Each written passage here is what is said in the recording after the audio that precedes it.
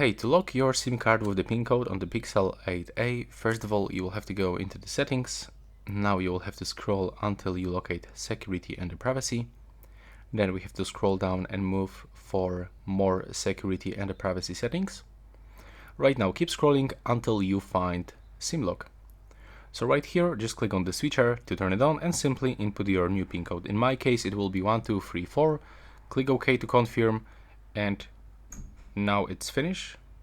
Okay, for some reason I've got information about incorrect SIM code, but I don't even have one, so that's weird. Okay, that was super weird. For some reason it actually showed me the code that wasn't even existed, but never mind. You can tell me actually how it looks in your case, because probably there's some kind of the bug in the Pixel 8a. And yeah, that's all for this video. Right now please subscribe to my channel.